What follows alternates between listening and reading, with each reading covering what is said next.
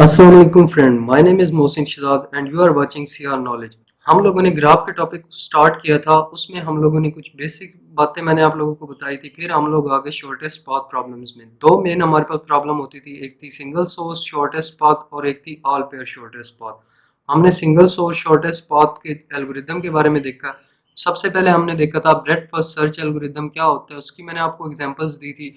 उसके बाद मैंने आप लोगों को बताया था कि हमारे पास डाइजेक्स्ट्रा एल्गोरिदम क्या होता है, कैसे वर्क करता है, और उसकी मैंने आप लोगों को 3 एग्जांपल दी थी।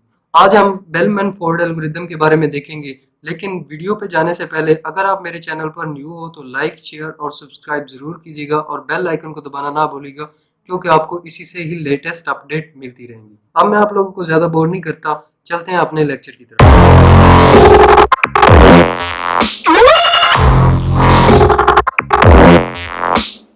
बेलमैन फोर्ड एल्गोरिदम भी एक single source shortest path algorithm है। ये हमारी मदद करता है शॉर्टेस्ट डिस्टेंस फाइंड करने को, एक जो हमारे पास सोर्स है, सोर्स वर्टेक्स से बाकी ऑल वर्टेक्स तक का। अब हमारे पास बात आती है कि पहले हमारे पास डाइजेक्स्ट्रा एल्गोरिदम है, तो हमें बेलमैन फोर्ड एल्गोरिदम की जरूरत क्यों पेश है। देखिए, जो डाइजेक्स्ट्रा एल्गोरिदम है वो जो नेगेटिव वेट है उस पर वो काम नहीं करता। तो बेलमैन फोर्ड एल्गोरिदम इसलिए हमारे पास आया कि हम लोग नेगेटिव जो वेट है उस पर भी काम कर सकते। अब हम आते हैं कि इसका यूज़ कहाँ पर होता है। जब मैं पाथ प्रॉब्लम्स के बारे में बता रहा था तो मैंने आप लोगों को बताया था कि हम जो सिंगल सोर्स शॉर्टेस्ट पाथ होते हैं इनको हम रूटर्स में यूज़ करते हैं। जो राउटर होते हैं वो हमारे पास जो बेस्ट पाथ होता है वो हमें प्रोवाइड करते हैं। लेकिन ये जो एल्गोरिदम है बेलमैन फोर्ड एल्गोरिदम, ये सिंपल है डाइजेक्स्ट्रा एल्गोरिदम से, लेकिन ये उससे स्लोअर है। अब आ जाते हैं इसके एल्गोरिदम पे। देखें, हमने इसी तरह इसको इनिशियलाइज करवाना है कि हमारे पास जो सोर्स वर्टेक्स होगी उसका जो डिस्टेंस होगा वो हमारे पास हो जाएगा 0। ठीक है, और बाकी जो हमारे पास होंगे, बाकी जितनी भी वर्टेक्स होंगी उनका जो डिस्टेंस होगा हम लोगों ने उसको इन्फिनिटी कर देना है। अब हम लोग एक लूप लगाएंगे जो हमारे पास चलेगा n-1 टाइम। देखिए, जितनी वर्टेक्स होंगी उसमें से -1 टाइम, अगर हमारे पास 5 वर्टेक्स हैं तो हमने 4 टाइम लूप को चलाना है। अगर हमारे पास 3 है तो 2 टाइम। इसी तरह जितनी भी हमारे पास वर्टेक्स होंगी उससे एक -1 टाइम हम लोग अपना जो लूप है वो चलाएंगे, चाहे वो जितनी भी वर्टेक्स है उससे एक कम। अब हमने हर एज को विजिट करना है और उसको रिलैक्स करना है। अब रिलैक्स कैसे करना है? रिलैक्स हम लोग ऐसे करते हैं कि जो हमारे पास डिस्टेंस होगा, हमारे पास जो सोर्स होगा उसका डिस्टेंस प्लस जिस वर्टेक्स तक जो हमारी डेस्टिनेशन होगी, जहां तक जाने की हमारे पास एक कॉस्ट होगी, वो हम लोग उसको प्लस करेंगे। अगर हमारे पास वो दोनों जो चीज़ें हैं, जो हमारे पास उसका जो डिस्टेंस है और प्लस उसकी कॉस्ट, और नेक्स्ट वाले के डिस्टेंस से अगर कम आती है तो हम जो नेक्स्ट वाले के डिस्टेंस को वो एलिक्वेट कर देंगे। इस तरह हम रिलैक्स करते हैं। इसके बारे में मैंने डिटेल में बताया था पिछले लेक्चर्स में। अगर वो वाले लेक्चर आप लोगों ने नहीं देखे तो उसकी जो लिंक है वो मैं डिस्क्रिप्शन में दे दूंगा, आप लोग वहां से देख सकते हैं। अब आते हैं कि हमारे पास ये काम, ये जो चीज़ है ये किस लिए है। ये मैं आप लोग जैसे वीडियो आगे चलती जाती है मैं आप लोगों को बताता हूँ कि ये हम लोग क्यों काम कर रहे हैं। अब आते हैं नेक्स्ट टॉपिक एग्जाम्पल की तरफ। ये हमारे पास एक एग्जाम्पल दी हुई है। हमारे पास टोटल वर्टेक्स है 6। ठीक है, हम लोगों ने अपना जो लूप चलाना है, मैंने इधर रूल बताया हुआ है कि हम लोगों ने हर एक को n-1 टाइम तक लूप चलाना है। ठीक है, अब देखिए 6 है तो हमारा लूप 5 टाइम तक चलेगा। अब देखते हैं, अगर आप लोग मतलब ऐसे विजिट करने में आप लोगों को मुश्किल आ रही है, ऐसे डायरेक्ट आपको समझ नहीं आ रही कि हमारे पास डायरेक्शन कहाँ पर दी हुई, तो देखिए हमारे पास ए टू बी एक डायरेक्शन दी हुई है तो हमने उनका एक पेयर बना लिया। इसी तरह ए टू सी डायरेक्शन दी हुई है तो हमने उनका भी पेयर बना लिया। इसी तरह ए टू डी बनी हुई है तो हमने इसका भी पेयर बना लिया। ठीक है, तो आप इस तरह से पेयर बना लें इन सब के, और आपको इस तरह आसानी हो जाएगी कि हमने विजिट किसको करना है। जो सोर्स है उसको हमने डिस्टेंस 0 दे दिया और बाकी जितनी तमाम वर्टेक्स हैं उनका जो डिस्टेंस है वो हमारे पास इन्फिनिटी है। देखें, यहाँ पर भी इन्फिनिटी लिखा हुआ है, ये भी इस तरह सारी हर जगह पे इन्फिनिटी लिखा हुआ है सिवाय के सोर्स वर्टेक्स के। अब हमने इस सोर्स वर्टेक्स से इसको इसको जहां तक इसका जो एज है वो जा रहे हैं उनको रिलैक्स करना है। देखिए, इसका डिस्टेंस प्लस जो कॉस्ट थी, ये हमारे पास कॉस्ट है। इस तरह कर लें कि ये हमारे पास एक u वर्टेक्स है और ये हमारे पास एक v वर्टेक्स है। ये इसका डिस्टेंस है और ये इसकी कॉस्ट है। इन दोनों को प्लस करके, डिस्टेंस और कॉस्ट को प्लस करके, जो इसका डिस्टेंस है अगर कम आ रहा है तो हमने इसको डिस्टेंस एलोकेट कर देना है। अब ये डिस्टेंस प्लस उसकी कॉस्ट तो इन्फिनिटी था, पहले ज्यादा था, कम हो सकता है तो हमने कम कर देना, 6 कर दिया। इसी तरह इधर इस सी को 0+4, ये 0+4 और 0+5, तो हम लोग इसको भी जो इनकी डिस्टेंस थे इन्फिनिटी के पहले, इनको चेंज करके 4 और 5 कर देंगे। अब नेक्स्ट हमारे पास बी आ जाता है। बी से हमारे पास एक एच जाता है जो कि ई की तरफ, तो हम इसको रिलैक्स करने की कोशिश करेंगे। 6 - 1, यहाँ पर 5 आ जाएगा इस जगह पे, पहले इन्फिनिटी है बाद में 5 आ जाएगा, तो हम इसको चेंज कर सकते हैं तो कर देंगे। इसी तरह फिर हमारे पास नेक्स्ट जो सोर्स आ जाएगा वो ई हो जाएगा, और हमारे पास इससे हमने इधर मूव करना है, तो पहले इसका एफ का जो डिस्टेंस है वो इन्फिनिटी है, दोबारा से 8 हो जाएगा तो हम कर देंगे। इस तरह फिर हमने जो सोर्स है वो हम सी रख सकते हैं, डी रख सकते हैं, वो आपकी मर्जी है। तो मैं सी को रखता हूँ। सी से आगे मूव करते हैं इस साइड पे, देखें 4+3 7, इससे ज़्यादा हो जाएगा। इसी तरह यहाँ पर 4 - 2 इससे कम होता है। हम देखेंगे कि अगर इनका जो डिस्टेंस है वो इसकी डिस्टेंस प्लस इसकी कॉस्ट जो भी होगी उससे अगर कम ज़्यादा है, तो हम उसको जो पहले जो कम डिस्टेंस बन रहा है उसको एलोकेट कर देंगे। वेट दिया हुआ था वो था माइनस में, यानी माइनस नेगेटिव वेट दिया हुआ था, तो हम 4 प्लस प्लस माइनस माइनस हो जाता है, तो हम इसको 4 - 2 करेंगे, तो उसको जो न्यू वेट मिल जाए, जो न्यू डिस्टेंस मिल जाएगा बी को, वो हो जाएगा 2। ठीक है, इस तरह से जो सी को न्यू डिस्टेंस मिलेगा वो 7 बनता है, लेकिन पहले 5 है तो हम चेंज नहीं करेंगे क्योंकि वो इंक्रीज हो रहा है, हमने तो डिक्रीज करना है, शॉर्टेस्ट पाथ फाइंड करना है, ना कि उसको बढ़ाना है, तो इस वजह से हम लोग उसको चेंज नहीं करेंगे। अब नेक्स्ट हमारे पास डी आ जाएगा। डी को हमने विजिट करना है। डी से हमने एफ की तरफ जा सकते हैं, डी से हम एफ की तरफ जा सकते हैं, इस तरह इधर भी जा सकते हैं, तो हम इसको भी चेंज कर देंगे। 5 इधर पहले भी नेगेटिव वेट दिया हुआ था -1, वो नेगेटिव वेट था, हम 5 - 1 करेंगे, तो देखिए यहाँ पर हमारे पास 4 आ जाता है और इस जगह पर हमारे पास 3 आ जाता है, तो हम इसको चेंज कर देंगे। इसी तरह अब हमारे पास जो फर्स्ट आइट्रेशन है वो कंप्लीट हो गया। देखिए फर्स्ट आइट्रेशन में हमने तमाम की तमाम वर्टेक्स को विजिट कर लिया, और हमने करनी कितनी बार है, n - 1 टाइम। अब हम लोग सेकेंड आइट्रेशन पे चलते हैं। सेकेंड आइट्रेशन में फिर से यही सोर्स वर्टेक्स से हम लोग लेंगे, इसी से हम इनको इनको और इनको रिलैक्स करेंगे। जिसका डिस्टेंस चेंज होता हुआ हम कर देंगे, नहीं होता तो हम नहीं करेंगे। देखिए 0+6 किया तो इससे ज़्यादा हो रहा है, तो हम इसको चेंज नहीं करेंगे। इसी तरह 0+4 किया तो वो ज़्यादा हो रहा है, चेंज नहीं करेंगे। इसी तरह 0+5 किया तो वो पहले से ही 5 है, हम चेंज करने की ज़रूरत ही नहीं है। अब नेक्स्ट हमारे पास बी आ जाता है, तो बी में हम लोग देखें ये बी का डिस्टेंस 2, और इधर जो नेगेटिव वेट दिया हुआ था -1, तो यहाँ चेंजेस हो सकती थी तो हमने 1 कर दिया। इसी तरह अब हम ई को चेक करते हैं, तो पहले हमारे पास जो वेट था हमारे पास एफ का वो 4 ही था, दूसरी बार भी वो 4 ही बन रहा है, तो हम उसको चेंज नहीं करेंगे एफ को। इसी तरह फिर हम डी की तरफ आते हैं। डी से हम लोग इधर जाते हैं, तो देखें पहले भी 4 था, दूसरी बार भी करें तो 4 ही आता है। फिर हम इस तरह डी से सी की तरफ जाते हैं, तो हमारे पास पहले भी 3 है, दोबारा भी करें तो भी 3 आता है, तो चेंज करने की ज़रूरत नहीं है। अब हम इधर जाते हैं सी से और बी की तरफ जाते हैं, तो देखें जो पहले था बी का वो 2 था, जब हम थ्री से सी से बी की तरफ जाते हैं तो वो 1 बन जाता है, तो हम उसको चेंज कर देंगे।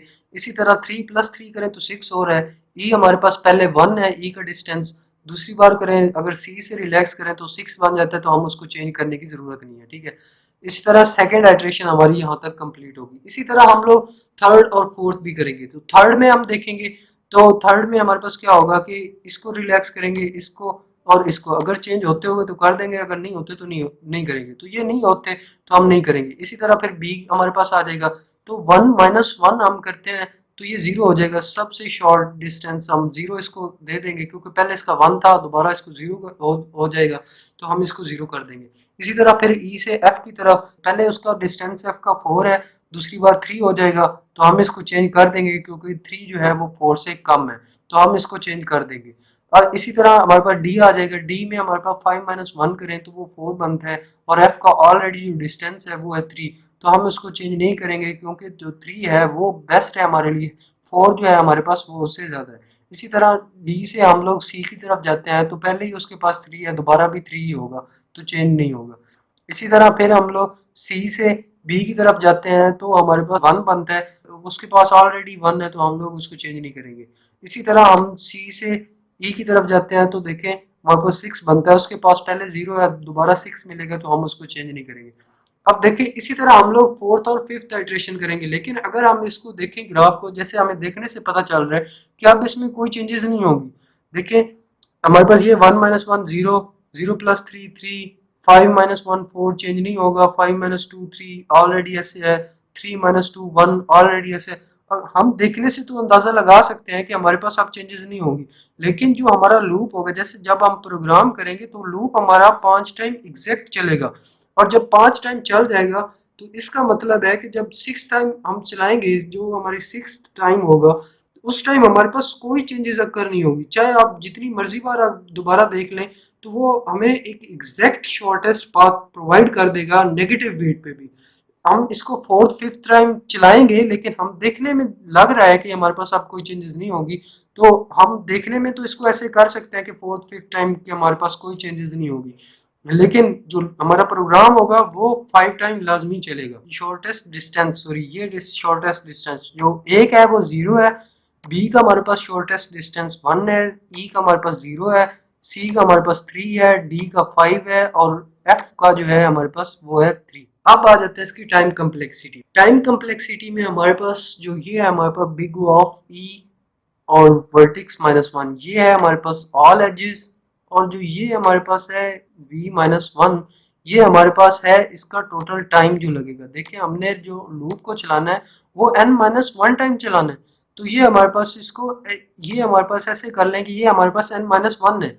अब अगर हम इसको n की ज़बान में लिखें तो देखिए h जो है इसकी जगह पर भी हम n रख देते हैं, और जो हमारे पास वर्टेक्स है इसकी जगह पर भी n रख देते हैं, तो ये हमारे पास इस तरह हो जाएगा n इंटू n-1, ये हमारे पास इसकी टाइम कम्प्लेक्सिटी आएगी। अब इसको अंदर मल्टीप्लाई करें तो n स्क्वायर बन जाते हैं, और इसको अगर सिंपल वे में लिखें तो एजेस मल्टीप्लाइड बाय वर्टेक्स, ये हमारे पास है टाइम कम्प्लेक्सिटी। लेकिन अगर हमारे पास कंप्लीट ग्राफ दिया हुआ हो, टाइम कम्प्लेक्सिटी तब हमारे पास होगी, देखिए n into n-1 divided by 2, अगर हमारे पास कंप्लीट ग्राफ है तो ये हमारे पास है एजेस और ये हमारे पास है वर्टेक्स, और अगर हम इनको कंप्लीट सॉल्व करें तो हमारे पास आ जाएगा big O of N Q, क्योंकि हमने हाईएस्ट जो डिग्री है वो वाली रख लेनी है, और जो लोएस्ट है उनको हम इग्नोर कर सकते हैं टाइम कम्प्लेक्सिटी में। तो ये था हमारे पास। अब हम देखते हैं कि इसका ड्रॉबैक क्या है। देखिए डिसएडवांटेज जो हमारे पास है इसका बेलमैन फोर्ड एल्गोरिथम का, वो ये है कि ये जो नेगेटिव साइकिल है उस पर काम नहीं करेगा। जो मैंने स्टार्टिंग में ये कहा था कि हमारे पास जो ये हमारे पास लाइंस हैं एल्गोरिथम की, ये हमारे पास है कि हम जो नेगेटिव साइकिल है उसको डिटेक्ट कर सकते हैं।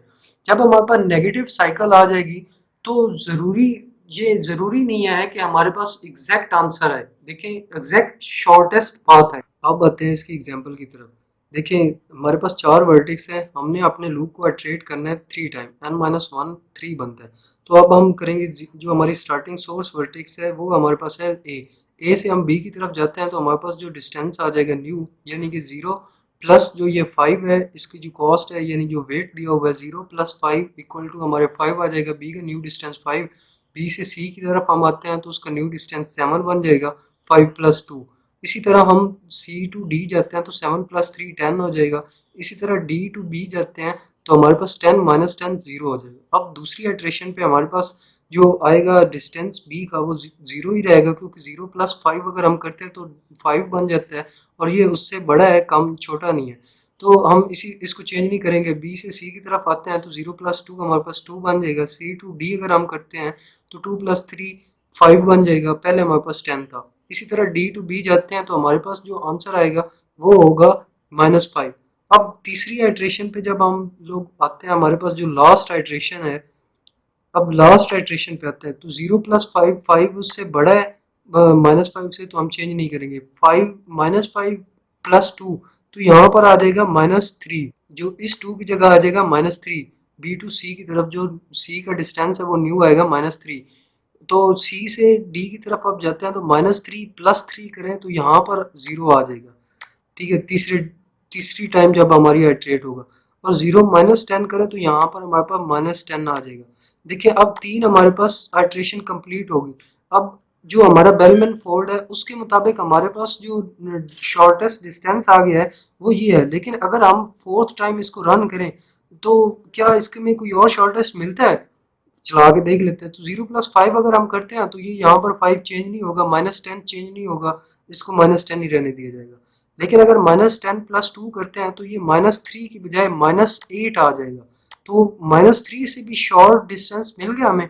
तो इसी तरह -8 प्लस 3 अगर हम करें तो 0 से भी कम हमारे पास -5 आ जाएगा, ठीक है। इसी तरह अगर -5 और -10 करें तो ये हो जाता है -15, तो ये 10 से भी कम मिल जाता है। इस तरह जैसे अगर आप मूव करते रहेंगे हर बार आपको शॉर्टेस्ट मिलता जाएगा, तो ये कभी खत्म नहीं होगा, एक साइकिल में चलता रहेगा। यही हमारा है ड्रॉबैक है हमारे बेलमैन फोर्ड एल्गोरिथम का, यही हमारे पास ड्रॉबैक है। और ये था हमारा आज का लेक्चर, मिलते हैं नेक्स्ट लेक्चर में, अपना ख्याल रखिएगा, अल्लाह।